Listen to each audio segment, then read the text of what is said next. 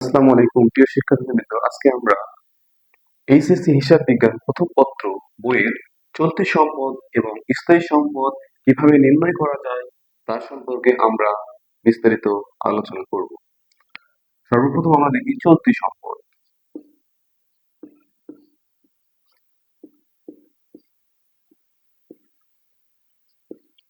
চলতি সম্পদ চলতি সম্পদ লেখার আগে আমাদের চলতি সম্পদ সম্পর্কে ধারণা নিতে হবে।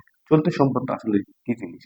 চলতি সম্পদ হলো এমন একটা জিনিস যে সম্পদটাকে সহজে কি করা যায়, নগদে রূপান্তর করা যায়। মানে 1 বছরের ভিতর বা যে কোনো সময় কি করা যায়, একে নগদে রূপান্তর করা যায়। তাহলে এর মেয়াদ কি? সর্বনিম্ন মানে সর্বোচ্চ 1 বছর থেকে এর ভিতরে। তাহলে চলতি সম্পদ সম্পর্কে আমরা একটু বিস্তারিত আলোচনা করি। 1 নম্বর আমরা দেখি নগদ তহবিল। নগদ তহবিল আসলে নগদ তহবিলটা কি জিনিস? নগদ তহবিল বলতে বোঝাচ্ছে আমাদের কাছে কি থাকে? নগদ টাকা থাকে না? নগদ টাকা। নগদ টাকাটা কি আমরা যে কোনো সময় যে কোনো কিছু কিনতে পারি বা ব্যবহার করতে পারি বা একটু সহজেই নগদে রূপান্তর করতে পারি, সে কি নিজেই একটা নগদ। তাহলে নগদ তহবিলটা আমাদের কাছে কি? চলতি সম্পদ। কি সম্পদ?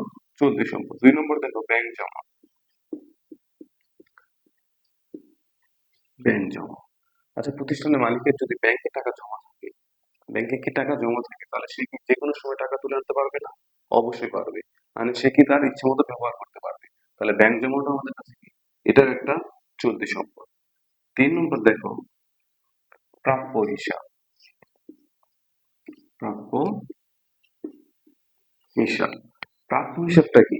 আসলে আমরা যদি কারো কাছে কখনো ধারে বা বাকিতে পণ্য বিক্রয় করি, তার থেকে কি সৃষ্টি হয়? প্রাপ্য সৃষ্টি হয়। তার থেকে কি সৃষ্টি হয়? প্রাপ্য সৃষ্টি হয়। মেন কথা, পণ্য বা সম্পদ যেটাই হোক আমরা যদি ধারে বিক্রি করি, তাহলে আমাদের কি সৃষ্টি হবে? প্রাপ্য। এই প্রাপ্য সৃষ্টি হওয়ার মাধ্যমে আমরা যখন দেখতে পাচ্ছি যে আমরা কাউকে পণ্য বা সম্পদ বিক্রি করলাম, তখন সে টাকা দিল না, সে কি পরে টাকা দিল। কিন্তু আমরা কি তার থেকে টাকা পাবো না? অবশ্যই পাবো। পরে দেখা যাচ্ছে তুমি ওর থেকে কি করলা? টাকাটা তুলে নিলা। কারণ সে কিন্তু টাকা দিতে বাধ্য। তাহলে প্রাপ্যটা আমাদের কাছে একবার কি? চলতি সম্পদ। এই প্রাপ্য আরেকটা নাম আছে বিবিধ দেনাদার।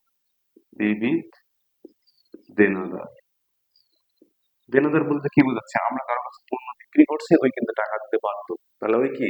দেনাদার। আর আমরা কি করবো? তার থেকে আমরা টাকা পাবো। 4 নম্বর দেখি আমরা অগ্রিম খরচ। অগ্রিম খরচ বা ব্যয়।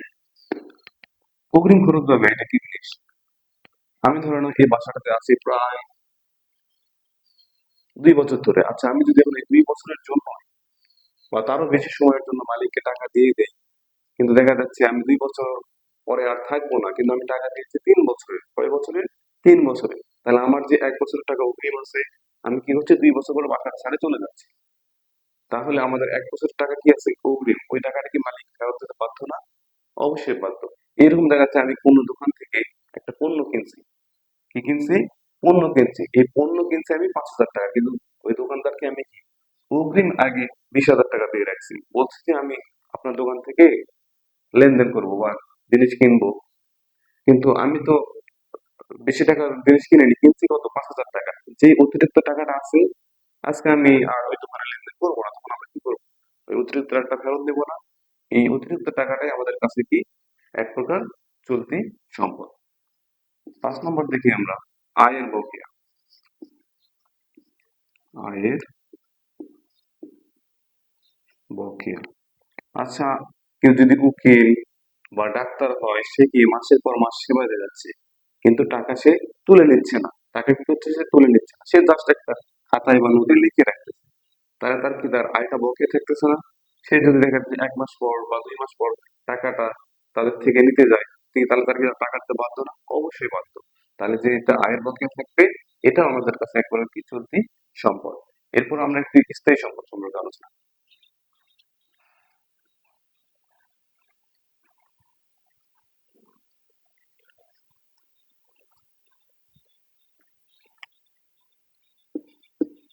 স্থায়ী সম্পদ এর আরেকটা নাম আছে কি? দীর্ঘমেয়াদী সম্পদ। অনেকে স্থায়ী সম্পদ বলে, অনেকে দীর্ঘমেয়াদী সম্পদ বলে। দুইটাই কি আসলে সেম জিনিস। আগে আমরা স্থায়ী সম্পদ আলোচনা করে একটা প্রথমে বলে নিই স্থায়ী সম্পদ কিভাবে সৃষ্টি হয়। যেই সম্পদটা দেখো আমরা একের অধিক বছর মানে 5 বছর, 10 বছর, 15 বছর, 20 বছর, এমনকি 100 বছর ব্যবহার করতে পারি। আর তার থেকে আমরা কি যে সুবিধাটা ভোগ করি এটা কি দীর্ঘমেয়াদী সুবিধা। কি সুবিধা? দীর্ঘমেয়াদী সুবিধা। তাহলে এটাই আমাদের কাছে কি স্থায়ী সম্পদ। যেমন দেখো 1 নম্বর আসবাবপত্র। আসবাবপত্র আসবাবপত্র কি আমরা বাসার জন্য আমরা যে আসবাবপত্র গুলো কিনি এটা কি আমরা একদিন ব্যবহার করে ফেলে দিই নাকি? না, অবশ্যই ফেলে দিই। তাহলে এটা আমরা কি দীর্ঘদিন ব্যবহার করি। কারো দেখা যাচ্ছে আসবাবপত্র 5 বছর, কারো 10 বছর, কারো 20 বছরও লাস্টিং করতে পারে। তাহলে আমরা কি এখান থেকে দীর্ঘমেয়াদী সুবিধা ভোগ করতেছি না? তাহলে এটা কি সম্পদ? স্থায়ী সম্পদ। 2 নম্বর দেখো যন্ত্রপাতি। যন্ত্রপাতি এই যন্ত্রপাতি কোনগুলা যেগুলা থেকে তো আমাদের কি আছে একটা কি যন্ত্রপাতি তো আর আসবাবপত্রের মতো না, এর কি থাকবে মানে এটা ইলেকট্রিক জাতীয় জিনিস এক কথা। কি জাতীয়? ইলেকট্রিক। যার থেকে আমরা কি করব দীর্ঘমেয়াদী একটা সুবিধা পেতে পারি। যেরকম তুমি একটা কম্পিউটার কিনছো, তুমি একটা ফ্রিজ কিনছো, এসি কিনছো, এগুলো কি যন্ত্রপাতি রিলেটেড। এটা কি আমরা একদিন ব্যবহার করে ফেলে দেবো? কখনো না। তাহলে যন্ত্রপাতিটা আমাদের কাছে কি স্থায়ী সম্পদ। 3 নম্বর দেখো আমরা ভূমি। ভূমি ভূমি বা জমি। ভূমি বা জমি তাহলে ভূমি বা জমিটা কি জিনিস? এই যে আমরা যে ভূমি বা জমিতে যেখানে আমরা ফসল ফলাই বা ভূমির উপর আমরা বিল্ডিং করি, তাহলে আমাদের এই জমিটা কি কেউ যদি ক্রয় করে সে কি 1 বছর পর জমির মালিককে আবার ফেরত দেবে নাকি? কখনো দেবে না। সেই জমিটা কিনছে কি জন্য? তার নিজের ব্যবহারের জন্য। সে কি করবে বহুত দিন বা দীর্ঘদিন ব্যবহার করবে। তাহলে এই ভূমি জমিটাও কি আমাদের কাছে একটা স্থায়ী সম্পদ। 4 নম্বর দেখি আমরা দালান কোঠা। দালান দালান কোঠা বা দালানে লেখা আমরা। দালানটা কি কেউ যদি একটা বিল্ডিং নির্মাণ করে তাহলে বিল্ডিংটা কি তার কাছে একটা সম্পদ না?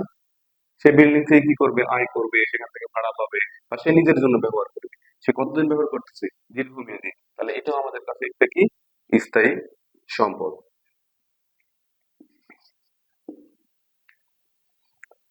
এবার দেখি আমরা অফিস সরঞ্জাম।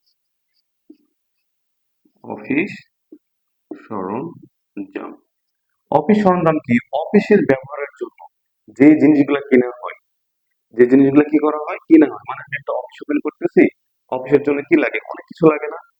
সম্পদ রিলেটেড যে জিনিসগুলো কেনা হয় এটাই আমাদের কাছে কি অফিস সরঞ্জাম। এই জিনিসটা কি সে কি করবে? সে ব্যবহারের জন্য সে অনেকদিন কি করবে? এটা ব্যবহার করবে।